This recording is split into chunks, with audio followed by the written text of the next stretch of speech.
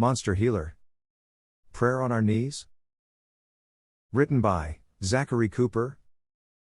Written for Lit2 Animate. Story based out of Dungeons & Dragons. 1. I hit the floor again in pain and disappointment. Evete, my loving sister, smacks me yet again. She spits out at me, like I need to hear repeated. Your existence is for Lolth and family. A spider crawls across my shoulder from the stone floor, to pinch at the blood that pools in the creases of my cheek. It takes a good bit of self-control not to swipe it away. She would put marks all over me for that.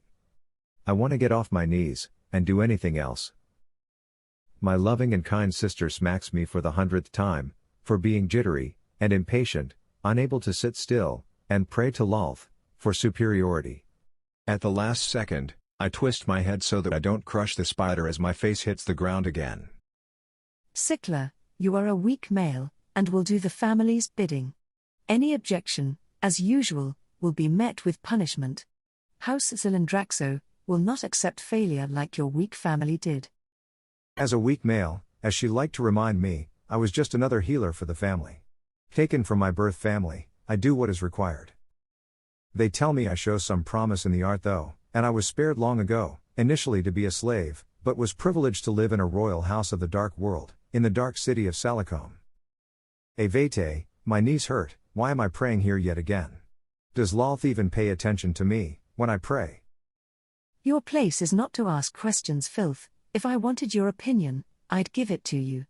Kneel and pray. If she is not paying attention to you, you are not praying hard enough. Lolth be merciful to you, even though you know she won't, if you fall asleep again while praying. Can she not hear you? Then pray harder, and stop moving, you are irritating me.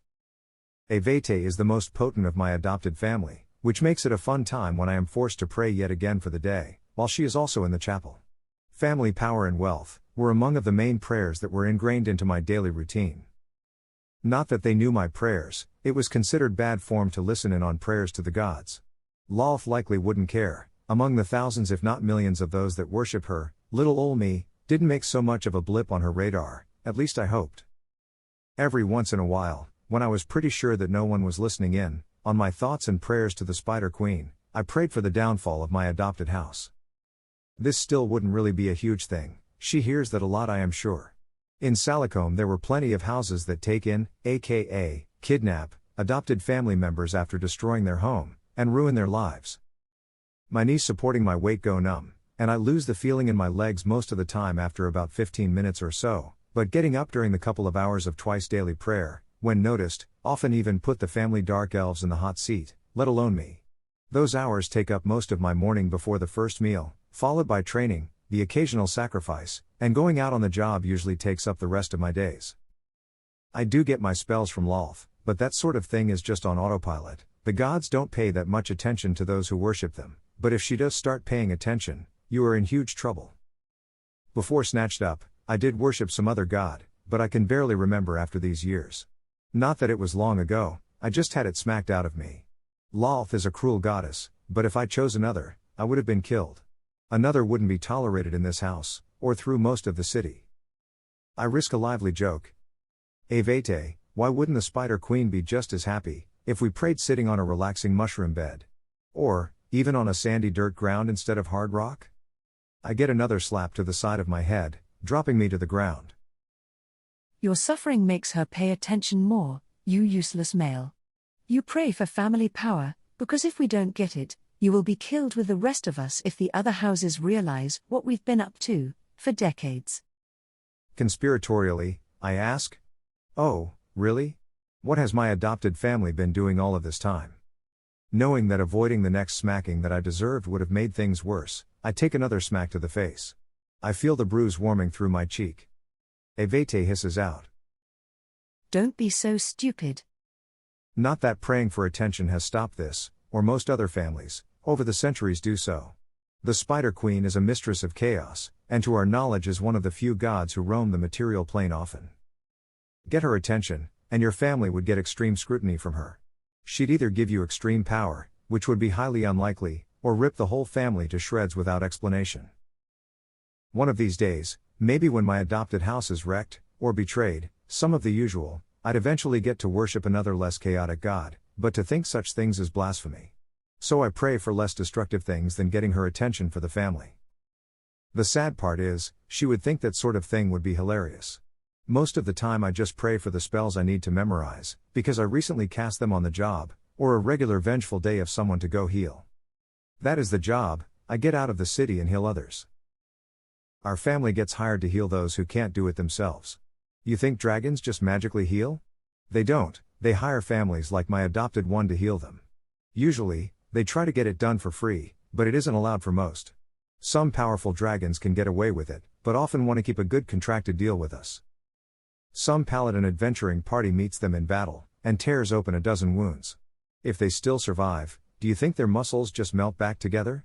No, we have contacts, spies, and the breaking of a communication stone. It is a sort of lifeline that we give clients to call us if they are majorly damaged. Some have clerics who can heal, so they use them, but more powerful poisons, loss of limb, or life, they call us. Of course, the loss of an important minion costs quite a bit for them, but that is a service we provide. I'm not powerful enough yet to cast Raise Dead, but I'll hopefully get there eventually if I don't get myself killed first. Breaking the stone is under contract to either save a client, or heal them after a battle. If they have a contract to heal them after battle and they are still under attack, it is not something to change on the fly. A usual guard watches my back when I have to travel around the Underdark on the job. His name is Uprota, I call him Yup, for short. He is a scout and a pretty good one, but he screwed things up with a matron, and hates that he has to guard me when I go on dangerous trips. Word to the wise, if a matron mother of a major house in a city of the Dark Elves wants you as a mate, you try to survive the terrible time without losing parts, and then hopefully she lets you go after a little while. I should have a bunch of elves helping me, but the house is spread thin, in protection, or that is just the excuse when I ask for more protection when I am out. I often ask for the house steward. Can I have more guards? Yup isn't enough to keep me alive if we run into any other families or any other beasts. The usual answer is, you will survive with him, if Loth wills it. Well, good luck to me, she might think it funny to let me die. Today, the steward answers, don't even joke like that out loud, or in your head. Do you know the paperwork I'd have to fill out if you died? Just don't get caught. Well, it is obvious to me to never get caught, but I'm not the most stealthy out here, especially in the dark underworld of stone. It is dangerous to leave the house complex, in a small group, let alone the city. One guard is just enough to consider me not important, without a couple of other guards, I'm a simple target. Clerics tend to wear heavier equipment, but the light leather I can wear doesn't clang or screech, a death sentence in the quiet creepiness of the world around us. Not only are the elves a bit off around me, but so are the gods. Coming of age is a ritual for a cleric, and being able to see you as the gods see you is just a bit mean, but we can see how they see us. Since I am forced to worship Loth, I see myself as she sees me, a tiny spider in her massive web. All letters and numbers that she sees in me are shown as webbing in my mind, spinning for me to be able to see where I need improvement. As I close my eyes, like many who worship, train, or cast spells, I see myself as she sees me. Also, as a male, I can't gain divine benefits because she is mean like that, don't tell her I said that. As I close my eyes, I see an unrolling parchment of myself, as Loth would see me. Name, Siclar. Cleric level, 3. Psionicist level, 2. Strength, 14. Dexterity, 12. Constitution, 14. Charisma, 9. Intelligence, 8. Wisdom, 12. Mental strain, 12. Health, 27. Mana, 18. Psionic points, 12. Specialized skills: craft, hide, survival, Underdark, medicine. Favorite equipment: smithing hammer, leather armor, ring of protection +1. Sadly, I don't even like using the smithing hammer as a weapon, but the family won't let me have a proper weapon or armor, and the ring has a sort of branding, with the family crest on it. Without the magic, it would have broken easily already. They tell me to find better, and stop asking for handouts. I also am too poor for the item cost to identify magical things. The family has taken most of the payments on the job, but I'll figure it out one of these days. If anything, I'm worried about keeping my abilities more secretive. Some houses can use some mental strain, fueling powerful abilities, and spells known as psionics. Shh. Sort of like me. I don't know if they can detect me somehow or not. If my family knew, they'd either use me more with a lot more strenuous pain, or they would send me on more dangerous tasks. The families who have such abilities are dangerous, so our family usually stays away from them, but if only I could learn, or take items from them to learn things. I am not so powerful as to draw attention to those abilities, but it is unique and I'd love to learn more. It is something you can learn instinctively in the right circumstance, but again, could just as simply get me killed. I'm sure that my faithful protector would truly give me up for some favorable points from the matron whom he denied. True, she asked dozens of males to be her mate, he just didn't jump at the request directly like many more, but that is the way of the matrons. It is a good thing only the gods can see these things. Enemies could find out how protected I am, or how powerful I am. Of course, the Spider Queen would know, but seeing her, I'd already be out of luck. I'm willing to bet it is how they keep track of us, how unique some of us are, only they know. Metal armor is pretty dangerous in the dark, especially with no simple way to clean or oil it, but I am wearing the skin of a lizard, which is harder than my skin, sure, but not so helpful in a fight. I just plan on not being hit. Is that a decent plan? In any case, I have been working on some smithing but not so much. Eventually, if the gods allow, I'll be able to get a few things to make my life a bit better. I don't have a chance in all of the hells to defeat any of my adopted family in a fight, but perhaps, over time, I can orchestrate something. I hear the next job I have is to go heal Grigar, an ogre not too far from home, again.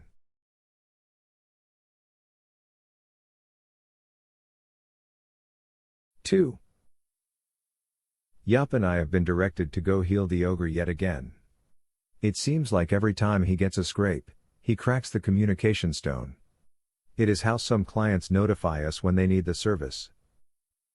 His payment is due this week as well, and I am told to get it from him early since he seems to forget often. He leads a small tribe of other ogres and myconids, a mushroom people, only about half a day's walk from Salicomb, a bit less with some effort. Ride? Are you kidding me? I can't afford one, and probably won't for a while. My job is me getting funds for the family, and when I can get a few extra as a tip for the job, it is hard to hide because of my protector. When I keep having to get back and heal this ogre, I'm not getting much of a tip. Do you think ogres tip much? Even if he had much silver, which he doesn't, he is not a happy tipper. A dead client doesn't make payment, so I'm not allowed to kill him, but I can let him die if he is in the middle of something that might get him killed. He doesn't make enough for me to save him from another beast of the Underdark. There are a few tribes that live close to Salicomb, that trade with different goods. This tribe does sometimes have extra shrooms that the myconids grow for either food, or a fun mind-blowing effect, but stomach-curdling aftertaste. It sometimes puts one in the right mood, for casting rituals, or even just listening to quiet music. Sure, there is music, but it is kept to a light amount and quiet.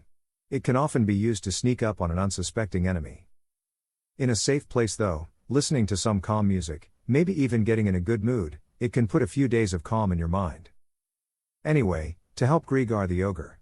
Yup is pretty good at helping get those who need to make payments to do so. I am not exactly the intimidating type. He did prompt us that he needs some healing in some way, so we gear up and get over to him for the job. He is smarter than some, though. He does speak Undercommon, probably learned when he was a slave, but I haven't cared enough to check with him. Making it over to the ogre's territory wasn't eventful, but when we get there, there is a big mess of bodies. Getting through his minions gets a little tedious, but there are bodies being moved and a lot of wounded sitting around resting. The myconids keep trying to communicate, and because we keep having to spend some time with them, we've been cautious with their way of talking and have worn cloth over our mouth and nose. They try to stop us at first, but recognize us, and walk us through. Others who can talk tell us of a couple of simple traps as we go along, and we avoid them to not make them reset them. Walking up to Grigar, he has a gash across his chest, and his body was greener than usual. Need help, mean goblin tribe attack us. Grigar has a gash on his back as well, his wounds were a bit infected too. Grigar, you need to make payment before service this time. It is too close to when you owe us the silver for treatment. No have, Goblin raid took lots. Have most but not all. Yup, tells him. Grigar, the family said we need payment before. I put my hand on his shoulder. I whisper to him in Elvish. A dead client doesn't make payment, I'll handle. He whispered back. Steward Lafrosi won't like it, he said no treatment. Only part heal then, pay most, and you won't die today. 3 ogres walk up, to look big and tough in front of us. You heal boss, or no leave. One of them had the balls to say to us. Yup, about a third of their size, walks up to the 3 of them without fear. You fools wouldn't dare, not only are we the only healer that would work with you, but your chief would be dead. You get us the silver and he'll live. Grigar, pay us what you have, and add 2 silver on the payday, and we will come back to you on regular day. We pay regular payday, it is deal. You asked us to come early, do you want to be dead from wound that makes you sick? With a growl in the back of his throat, he reluctantly agrees. Plus 2 silver. Okay. Make me better. I fueled a couple of basic heals, for the basic pay. A single heal makes him feel a little bit more whole. Lesser restoration casted on him also cures the infection and what seems like poison, but I don't need to know what was making him sick. Another single heal got it to where he can stand, but the gash on his chest still wasn't fully closed.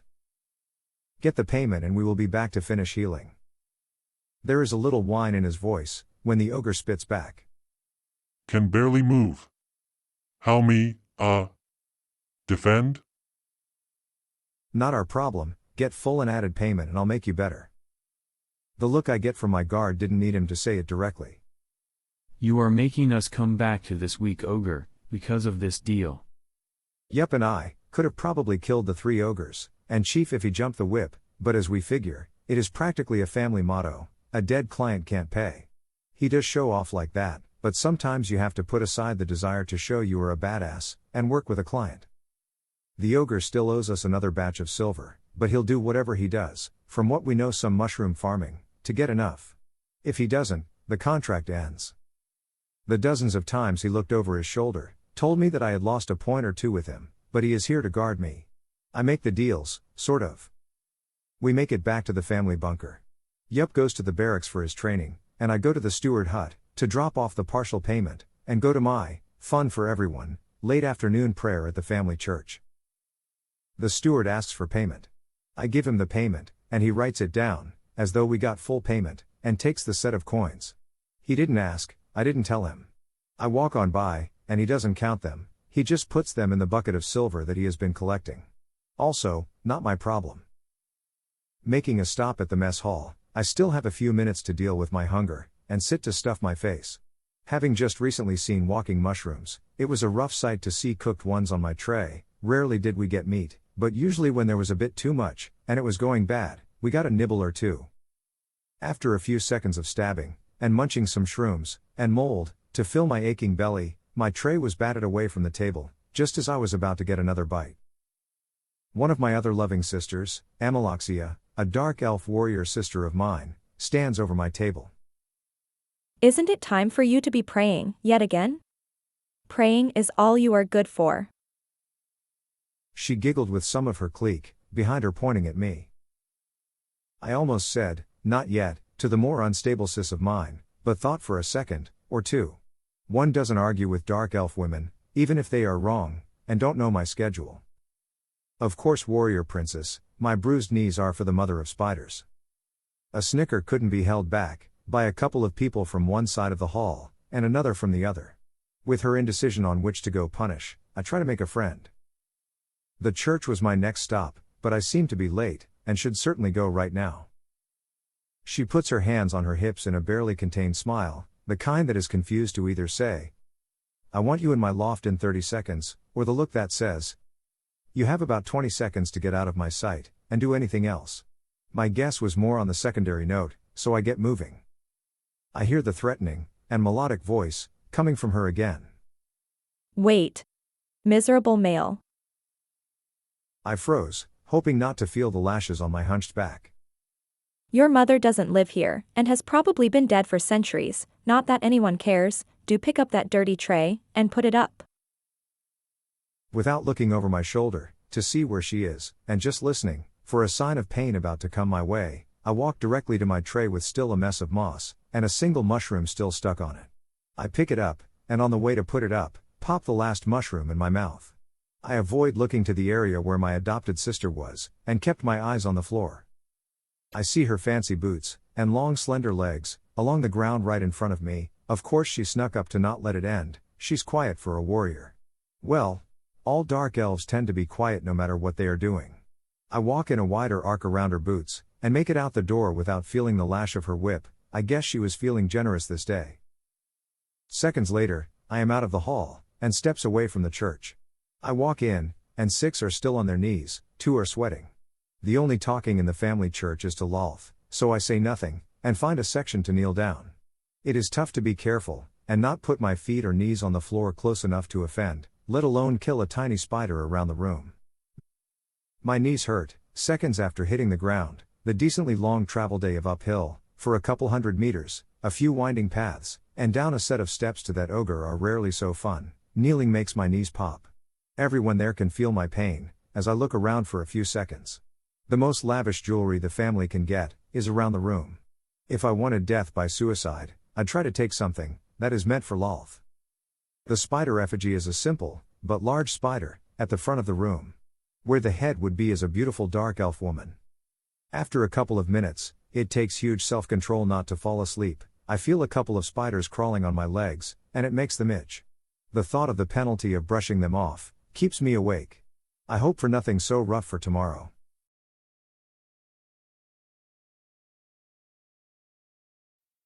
Three. Thuzgizisk sits and watches a dwarf in his workshop. It has a great view through its scrying pool and is watching every move. The mastery of this dwarf draws the attention of this illithid. Its face tentacles rest and go numb on the cold, scrying bowl stone. The dwarf is a construct master, has been creating golems for decades, if not centuries, and is at work creating another for the protection of its city. It would be nice to know everything this lesser being knows about the process, but that may come in time. The colony has dwindled in power from the Gith attack only years ago. Some of the others got cocky then and traveled to the astral plane and investigated an issue, the loss of a colleague. The retreat had the colony lose many. Calling the loss a loss of friends would be a laughable moniker if the squid-faced species knew what humor was. The study of constructs can be the key to this colony's survival. Gestation takes a long while, and after many generations of being hunted down, known and feared, many others take great offense to their need for procreation. Most other species don't appreciate how it is done as well, and have no mercy if any illithid is ever seen, which is why they most often never leave the safety of their colonies. Some constructs are immune to their psychic attacks and abilities. If they could find ways to strike at those sorts of beings, they would be able to eventually turn the tide. Those constructs are often used against them if found out by lesser beings. It has watched this male dwarf at its work for many years without seeing any source of handling them. Perhaps making many of them on their own can be a key to their longer-term survival. A colony-wide message from the colony Elder Brain reaches Thuzgizisk. All. We have information that the betrayal of the slave Gith years ago was due to the desire for power from a traitor, Venjoy Isk. It was from another colony and had some of its betters killed to be favored, and the Elder Brain of that colony did nothing. If found, it must be dealt with. It betrayed Elder Brain Tetra not far from us, and if seen in any plane, it is to be known immediately and hunted for the traitor that it is. It is not to join the collective due to deformity. Suggestions welcome on what to do with the waste. How unique. A traitor amongst the illithids? It would be an amazing study, but that sort of thing might be a welcome suggestion, and a true waste if it is just dissected. Would it be more useful to think of a unique punishment or a unique possibility of discovery? The traitor's location or the call to action didn't affect Thuzgazisk. It was watching a more important thing going on. If the dwarf was sitting around doing nothing, it would be easier to make contact and do as requested, but others would try to find the traitor. It has seen this dwarf make a few constructs now and was simply watching to see if there were any thoughts along the way of creation. Its mind couldn't help but wonder at the possibilities of what to do with the brain of their kind. It would be a true waste and even a little taboo to consume another illithid brain. They consume brains to live and fuel their psionics, but it has rarely, if ever, been done. What might be something fitting for it? Betrayal of the elder brain in any colony is considered amongst the worst of the worst treacheries. They consume slave brains often, so it would be dangerous to have slaves kill one of them in some sort of poetic justice. Would also be dangerous to have the traitor be a slave. They might quickly realize, even though they haven't over a long while, that the controlling masters are useless as slaves. Their arms are long and skinny and would break under too much strain. It has been working on some recent experiments with different things. Construct creation is one of the possibilities. Many smaller creations, instead of the large hulking ones that the dwarves most often create, has been in thought. Perhaps it should be placed in the head of a construct, only to watch and unable to do anything. There are brain constructs that the illithid create, but that would give it some sort of control, and would be a waste of good brain. Watching over a bit of time, mixing the issue with some experiments that the researcher has come up with in the past many decades, a formula works through, and it watches the short and mundane creature make the construct. A plan on how to get something done forms in its mind. It needs to write some of this down. A pro-con list of sorts. Study, kill, punish. Weighing through the options, and there are many, it got direct answers through many around the colony. Killing it was a common part of the discussion. Punish through some sort of labor, or more. The others had to catch it first. Study. Someone could separate the layers and find what disforming problem might have caused the betrayal against the hive brain. If somehow caught again, the problem could be cut off before it could happen again. They can't be held well enough, so it would have to be preserved for that option. Kill. Sure, it would be going away, and this sort of thing hasn't happened much in their history. Who knows if it could happen again? And someone could just be getting away with it over centuries, but it isn't so well known. Blasting it away would prevent any way to find out why, or how, or for what. It thinks. Power? We all have power. Riches? Not in the least. They are baubles for the small folk. At least they have been for a long time. They don't need gold or gems for slaves. The lessers are nothing compared to them, and are forced to join the colony whenever they are caught. Punish. That is another thought. What punishment is fit? A cage? Never fit for them in their mind, and they are too superior to be kept or watched. None of them could whip the traitor, and letting a slave whip one of them could start something bad. Who could punish? How? A brain can be reserved, but then one of their brains could manipulate those around it. Are there different kinds of cages? Wait, did the dwarf just do something different?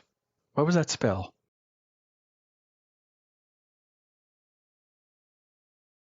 4. Waking the next day with a sword at my neck isn't highly surprising, but it does wake me up, feeling the cold steel. A whisper, barely loud enough to hear, but loud enough in my quiet corner. You didn't steal from the family, did you? My loving warrior sis stands over me with steel at my neck. Of course not, Amaloxia, I know I'd never get away with it. She slides the sword the tiniest bit down my neck, making it bleed just a little. A twitch at the side of her lips cracks into a smile, but slides back down, like the sociopath she is.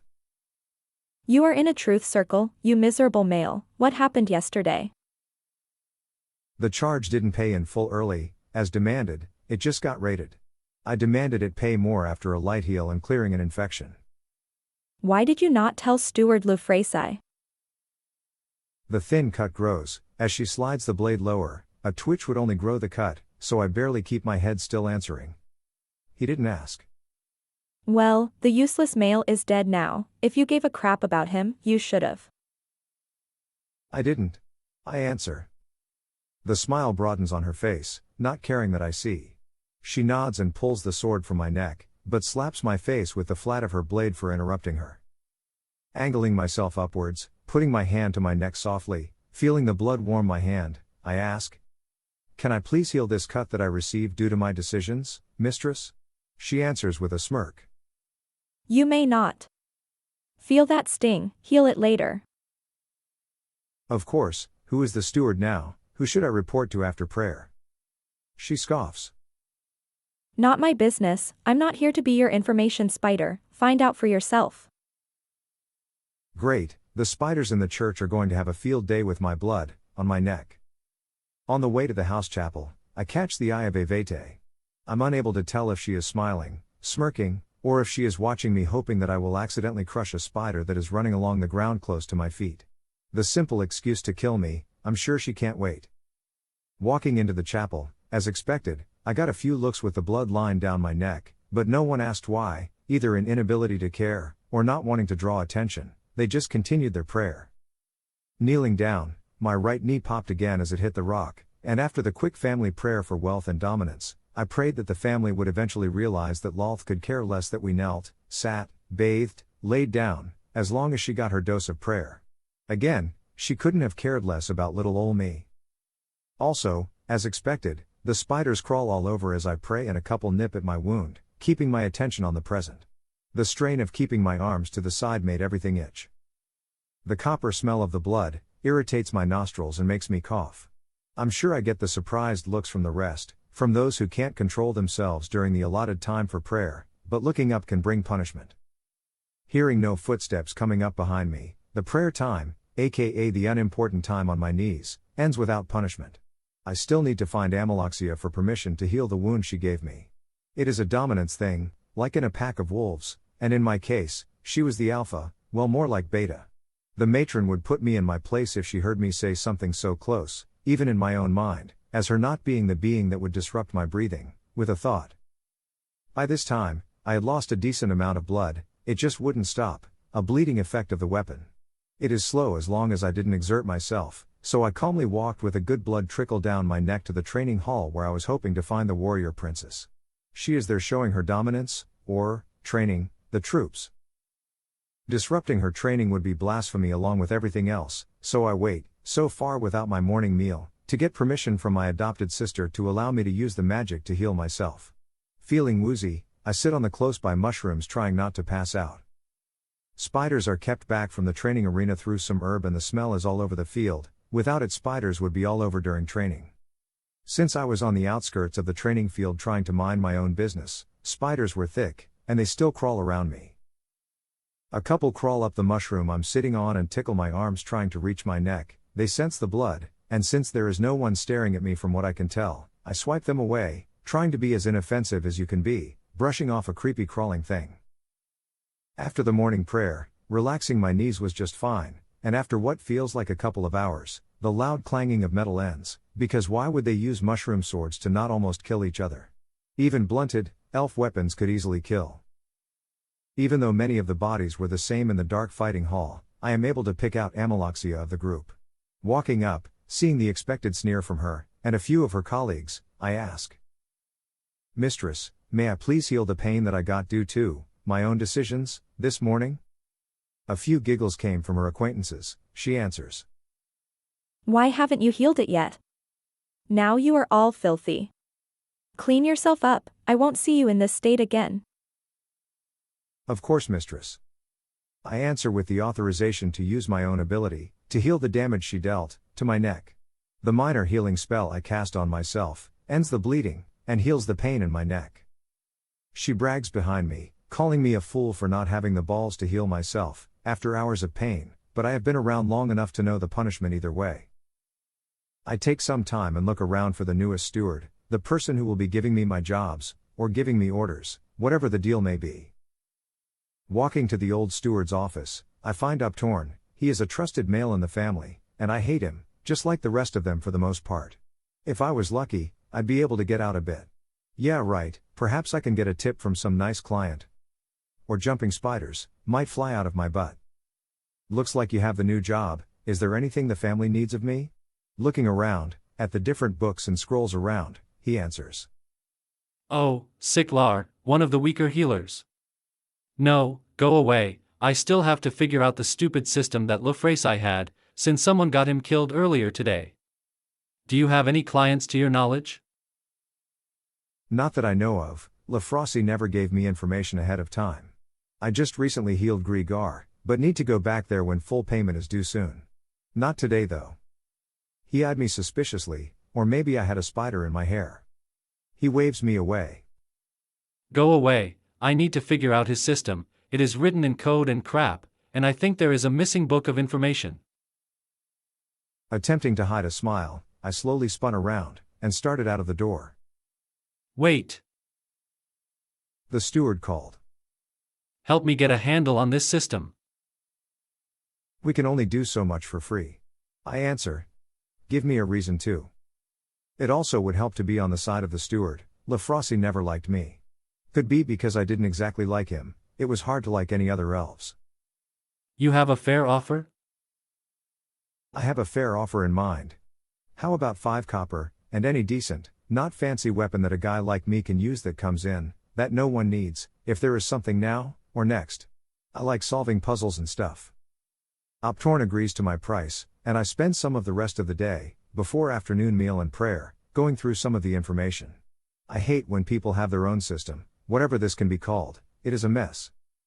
Documents are in common, but he has 3 different things to keep track of requests from clients, and none of it is simple. It could be how he was trying to protect himself. We eventually figure it out and he is able to make sense of most of it. He pays me the coppers, and tells me he would look around soon to see if there was anything, if not he'll keep watch.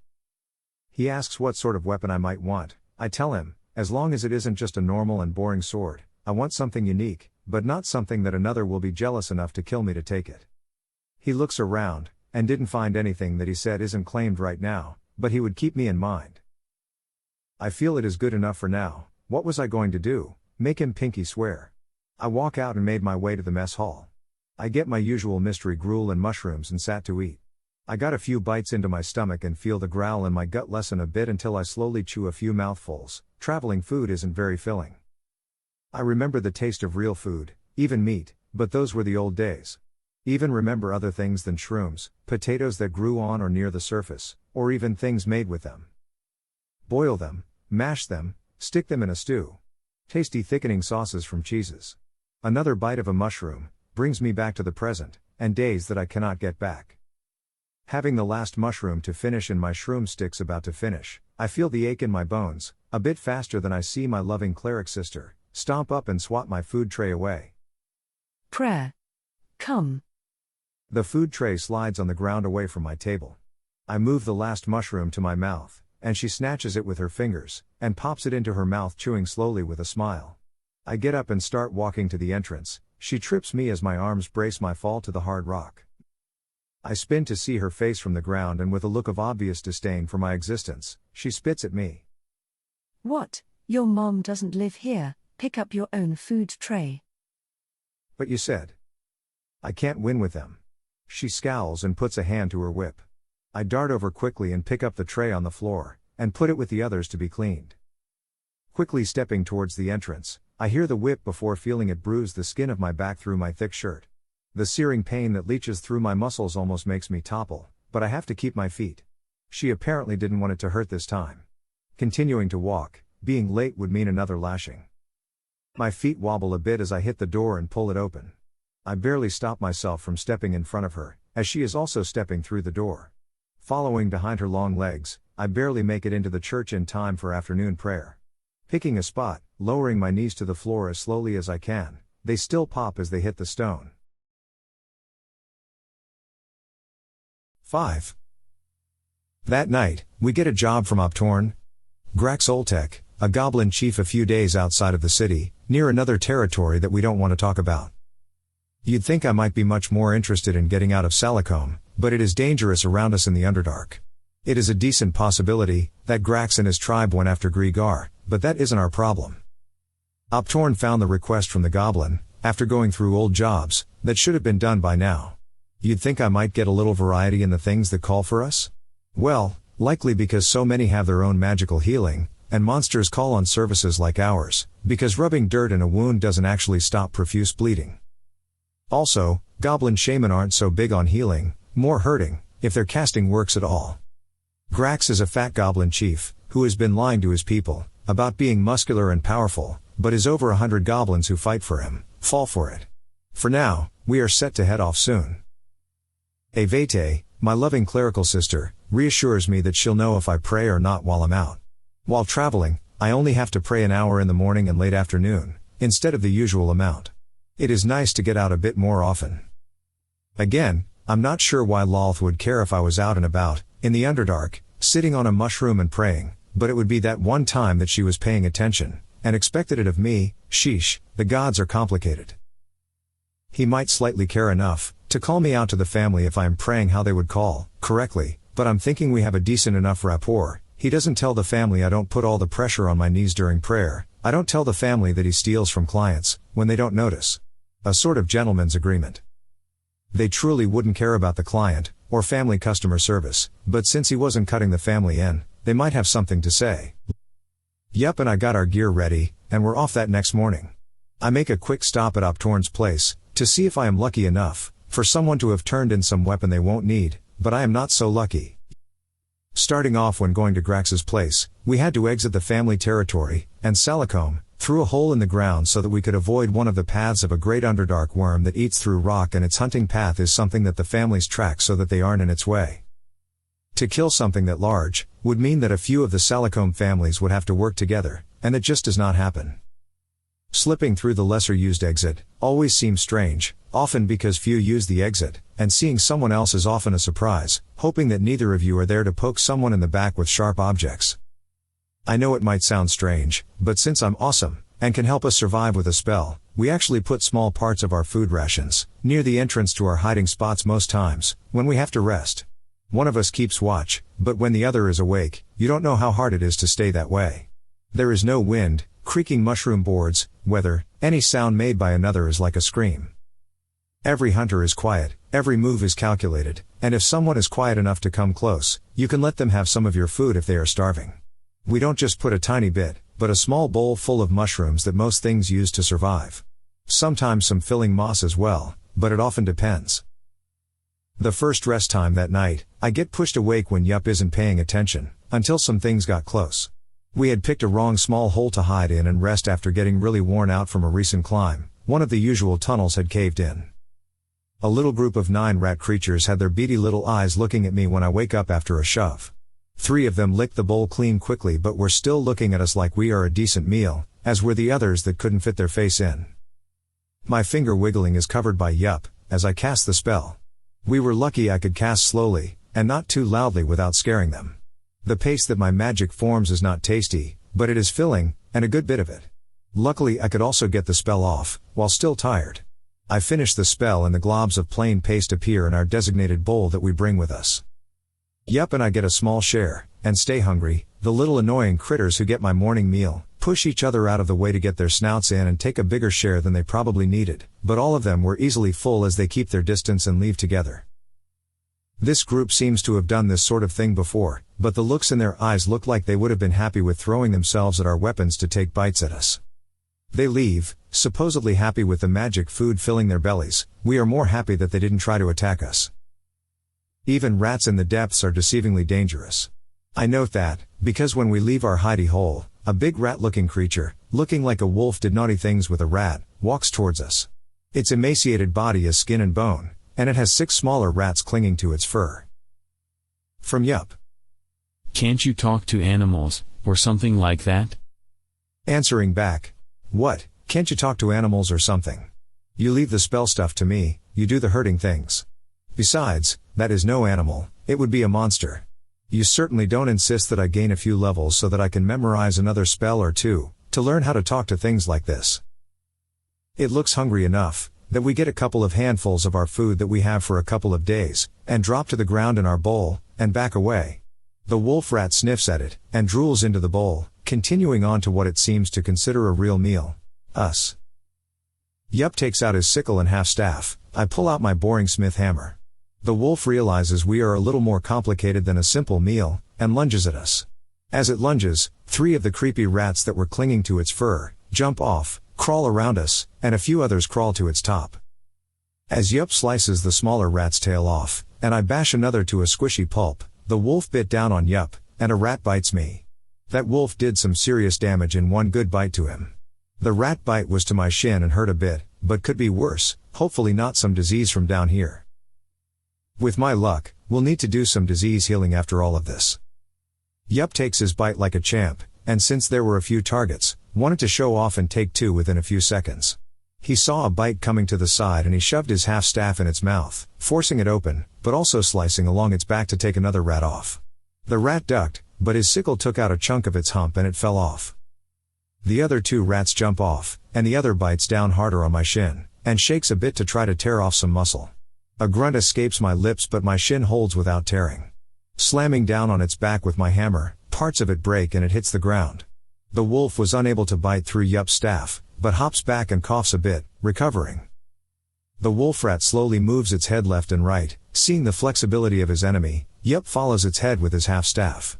As one rat jumps the gun and gets closer, he swipes quickly to the ground with a loud clang on the rock, slicing the rat in half. The larger monster darts forward to try for another bite. It feigns an attack to one side of his gut, and aims lower to a leg, biting down, and making Yup grunt from the pain. Big tough guy showing off, shows the toughness of elf warriors. Hitting the side of the larger rat creature gets my hammer caught a little in its fur, and it is hard for me to tell if I even bruised it at its neck. It didn't whimper at all, not even a yelp. Figuring that Yup can work on the creature more easily, I chase after the last rat that is trying to bite the both of us again. His sickle catches under the wolf rat's maw and catches some matted fur and skin, but can't dig in for more. We can see its muscle under that and its dark blood drops to the rock. Of course all of our blood is dark down here. Finding the rat trying to hide behind a stone, I swing for it, grazing the rock a bit, and smack the rat out of its hiding place. A screech tells me it realizes that it wasn't hiding as well as it thinks, and it scurries away, its tail drooping along the ground. Yup takes another swing at the creature, catching its ear and ripping it off. Its growl feels more of its starvation over its fear. It needs to eat, or it will be dead anyway. It bites Yup's arm that is holding his sickle, but his protective bracer, one of the few pieces of armor he has, doesn't let its teeth break through. For my bit, I rush over to my guard, and heal him. I'm not sure how much, or how bad he was, but it does some good. It is what I do, right? His different wounds scab over, where I can see it through holes in his armor.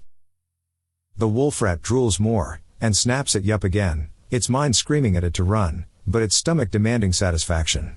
In survival mode, it is in a losing battle, especially now, and still losing blood. Another heal had very little of my magic left, and Yup wasn't fully healed, but he'll make it unless it takes his face.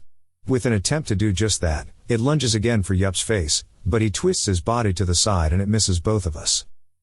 As it passes, my guard drags his sickle along the monster between its legs, opening up a gash in its body. When it lands close by, it slows down, noticeably hurt, but still on its 4 legs.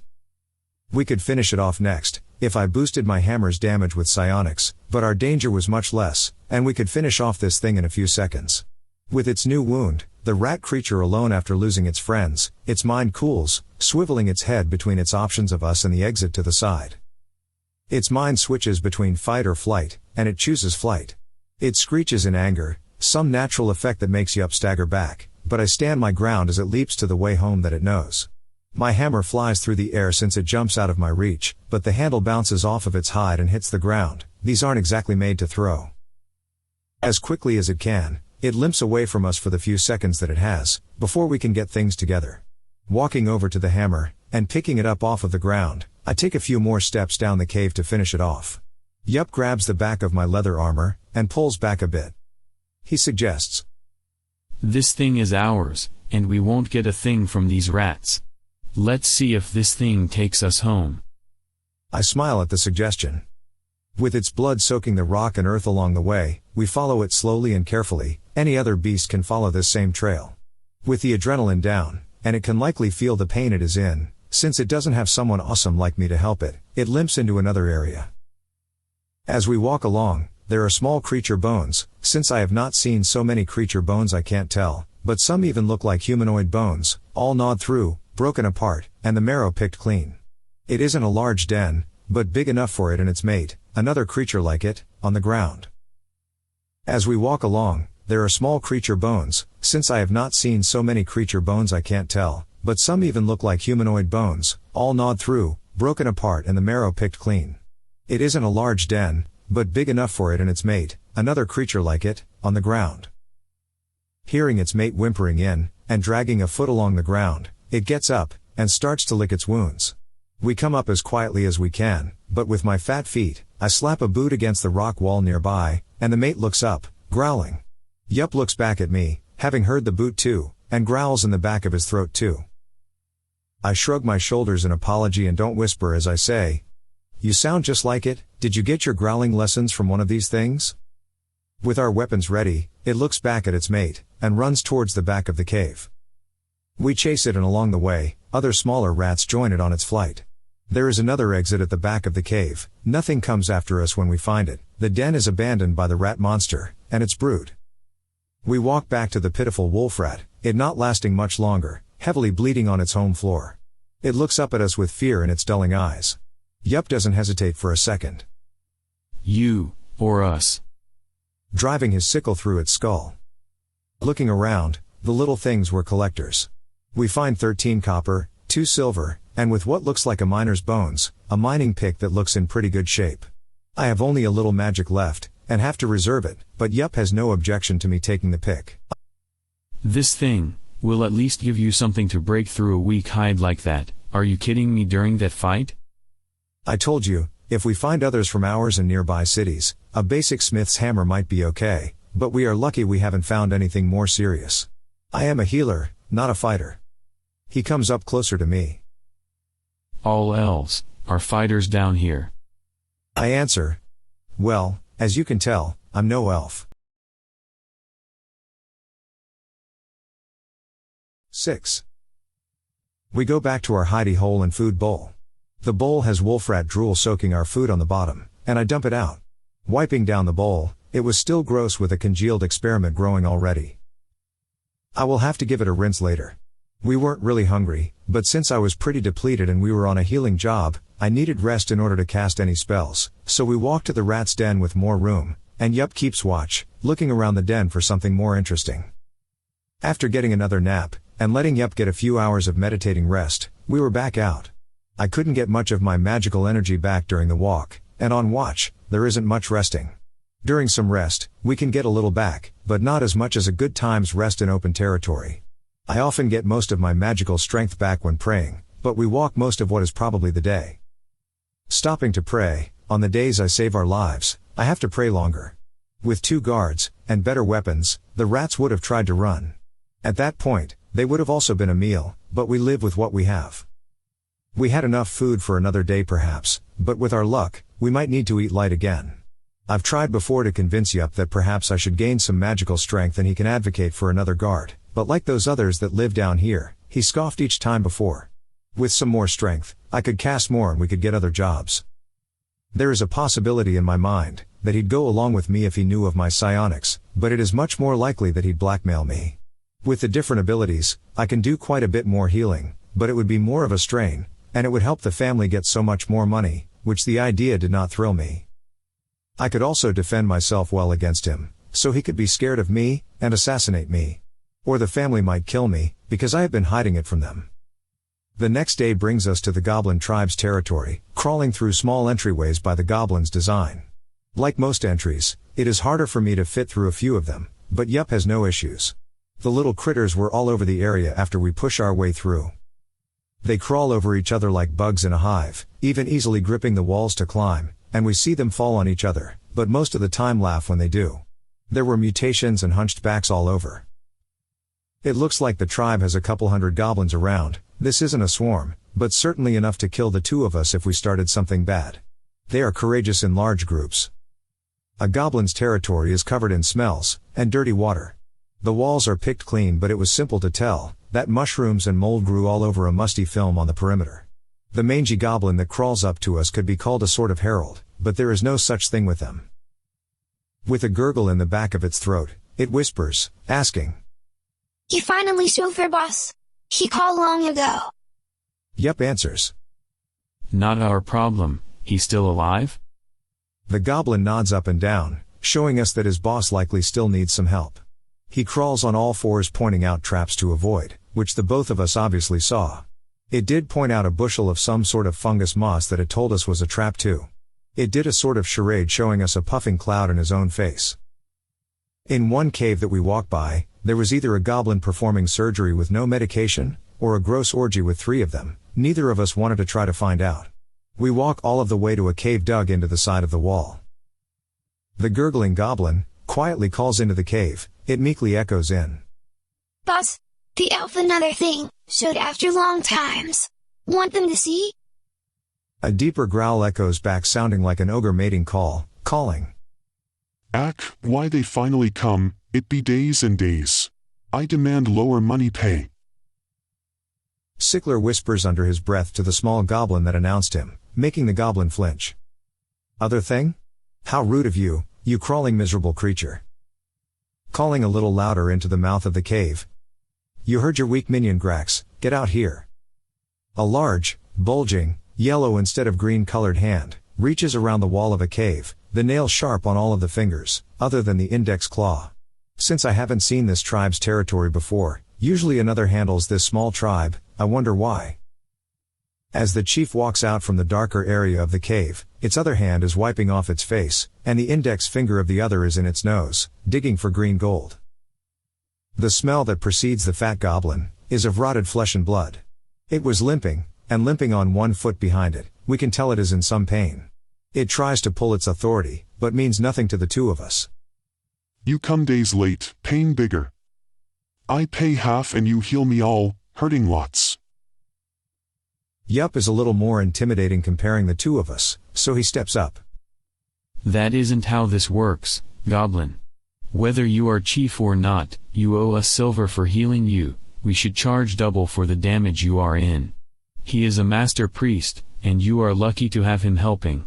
Your own people can't do it. Siclar's eyes lightened up, and as though this was the first compliment from him, which it might have been, he says in a high pitch. "Aw, you called me a master priest? That is so nice." Yup tries not to look at me, and stares down the mass that is in front of us. The chief's face screws up in anger. "What means double? You mean more?" "No, me hurting long time, you take many sleep times, me pay less or you go." Yup answers. If your own useless shaman could heal you, they would have by now. That isn't our problem, we got the job after someone died. You are lucky we are here at all. Get someone to pay us in full, and you'll get your healing." The discolored and mutated ogre goblin calls out. The healer and dark elf are surrounded by 5 goblins, and they all snarl at them with all of the muster they can. Yup opens his mouth of sharp teeth, and draws his sickle. The half-staff stayed holstered for now. This wasn't a fight, it was a threatening negotiation. You wouldn't dare. If we don't come back, my people will come here to find out what happened to us. Your whole tribe will be wiped out in seconds without them giving it a second thought. You wouldn't dare. If we don't come back, my people will come here to find out what happened to us. Your whole tribe will be wiped out in seconds without them giving it a second thought. The chief smiles and answers. "Your people no care about yous, you die in the dark scary place, we no see you." Siclar takes up this one. "First of all, I still can't believe you called me a master priest." He says loud enough for most to hear looking over at Yup, then he looks at the chief. "You are a bad liar, and our tribe can find out from you very easy if you lie about us. Us being here now has you in trouble. You pay us, and you feel better, it is that easy." The goblin lowers its head. "We have no coins to trade, all gone. We have lumps of metal. You take that?" It depends on the metal, we can take some if it is good, if not, all over. Do your people mine? "Mean elves, fine, you see, We need to see it. Your kind doesn't know good metal if it chews it up, and poops it out. Show them the special hut. The chief calls to his guards. We are directed to an inconspicuous small hut and shown some stuff. There are chunks of metal, miscellaneous taken treasures, some of the stuff looks special. Yup looks over at me, and does a short hand gesture. I recognize it as their sign language, but they haven't taught me enough to be easily understood. At first, it looks like he says with his fingers. Me eat, special food, you get, more for me. My screwed up face has him try again, then he gestures. I will do something. And you can eat their food. I still don't get it. Understanding a little more dark elvish than their jibber-jabber hand signals, I tell him in his language. These things are goblins, just ask in dark elvish. If you want to do that sneaky stuff, one of you will have to take the time and show me. He answers back with a little frustration. You should know it by now. Fine. You ritually cast detect magic to see if something here is special. I'll distract them by taking the time it takes for you. Sitting down to ritually cast, it is a very slow way for clerics to cast certain spells so that it doesn't cost their magic points. He pictures everything in his head, humming each part of the spell. He can cast it quickly, but has little mana right now from healing them, and soon healing the chief. He needs to save it. The goblins look at them suspiciously as he sits there not doing much, and Yup is checking out the options, but lets them do their thing. Yup is separating a few things. He is decent at appraising materials. They have been through this sort of thing before. Some monsters down here don't always have silver, but take from others, or even mine like these hideous things. At least that is something. When the spell is cast, Siclar stands and looks around for magical things. It figures that there isn't much of anything, other than a dagger. It isn't a fancy one, but it is magical. The magic is weak, but we put it in a pile with possible things. In this case, we are giving options to the chief for payment, and there are enough things for our options. 1. A small pile with chunks of unrefined copper with a few chips of silver and the dagger. 2. 50 copper pieces and a small leather set that might fit another elf. 3. 50 copper and small armor pieces that look like parts of a scale mail set. Wouldn't fit a big guy like me, but maybe a younger elf. They take the few piles and go to the chief. After a bit of haggling, they don't seem to realize the worth of the dagger. Eventually the chief is just tired of his pain, and allows them to pick the pile they want, the chunks of ore, which can sell for quite a bit, and the magical dagger. It is worth a little bit more than even the value of the heal, but everyone takes advantage of everyone else down here. A dressed goblin, unlike the rest of them and the chief, walks next to the chief, and tries to convince him of something, but he pushes him away. It stands and walks back over, looking like it knows something more, but is pushed back again. The chief waves us over, and agrees to our option for the healing. A light heal brings the goblin back to a much better shape, and an infection of the wound is removed through another spell, lesser restoration. When his infection goes away, he sits back down on the rock, and waits for another heal. The stress of pain leaves the chief's face. I've seen it many times before. The drug of no longer having pain rack your body, leaving almost instantly due to magic, is a wonderful thing. After all of the casting, my magic is depleted. Neither of us like the smell of the place, but I ask, Grax, I need to rest from the casting. Can you let us stay in a nice part of the place? A smile makes its way to his face, the pain gone in his leg and side, the discolored skin gone and whole body pain ending. Yes. You stay, eat food, drink, feel good. Pick place to stay, anywhere. You too, show them places. We walk around again with escorts, missing traps in areas, certainly blocking most places to stay, but one near the exit, away from the dank water supplies and rotting food storages. We make our choice. Goblin territory isn't exactly protected, but it is better than out in the Underdark trying to rest on our own with no sleep rotation. We are offered some molded mushrooms and rotted meat, but wave it off. I'm able to get a full time to rest in order to get most of my spell points back. After casting create food and water, and us eating our fill, we get a lot of hungry looks toward the food through no door of the entrance. The food will eventually dissipate, but we can't make a ton more without me casting a bunch.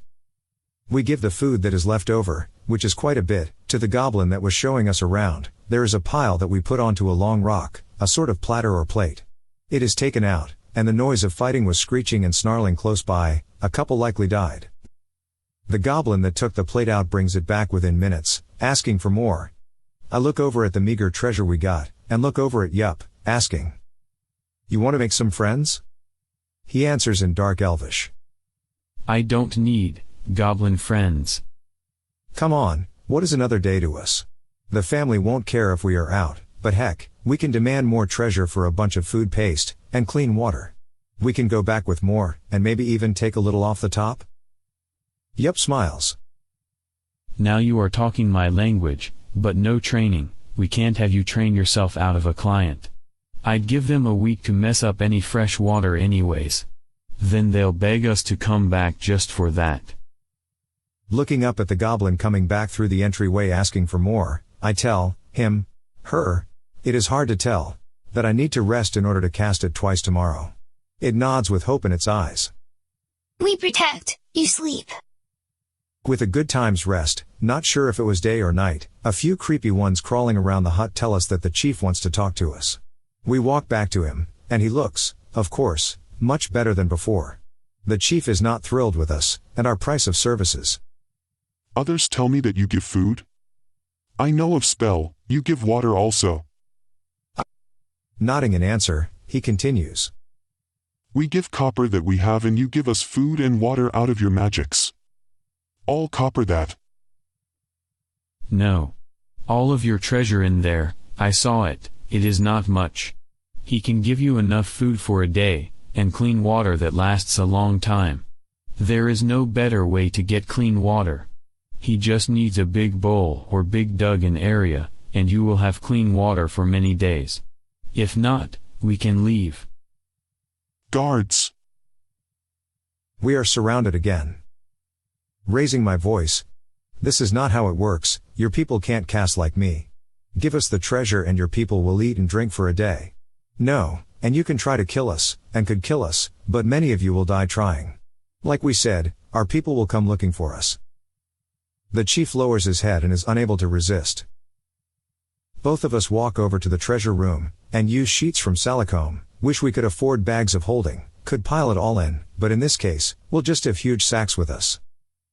We pile in all of the copper, the scale mail, and leather, barely fit in a couple of bed rolls we use. We walk back up, and ask where they want the water and food.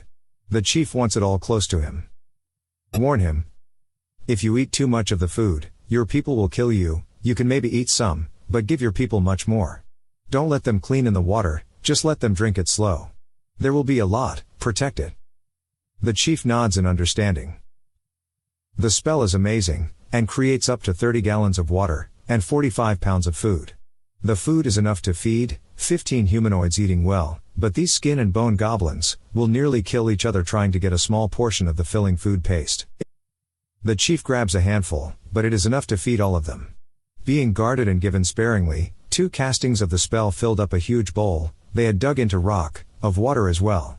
It is protected by some guards and spooned out for many of the goblins with their mouths, ironically watering, for a taste of fresh water, the smell of the stagnant water still in the air from their usual water sources nearby. With a smile, I look over at Yup. We did our good deed for the week, aren't we special? The chief calls out as we are walking almost out of earshot. You come back and do this more. On the way out, we are followed by a dozen goblins who offer to carry our bags, and don't look back. On our way out, we are stopped by 5 goblins trying to stop us and their friends from leaving. One says, We find the hard clothes you take, give back or we kill. They were frail goblins trying to stand up for themselves. I kill one with the new pick we found after dropping our huge bags in the first few seconds. Yup kills one with his sickle before any more react, and the dozen goblins with us killed their other 3 old friends. If they had any idea what was in store for them in Salicomb if they survive, they would have stayed. The new pick really makes me feel good about what we pulled off. Oh, look. Yup looks over at me. I gained a level from that last goblin, how fun.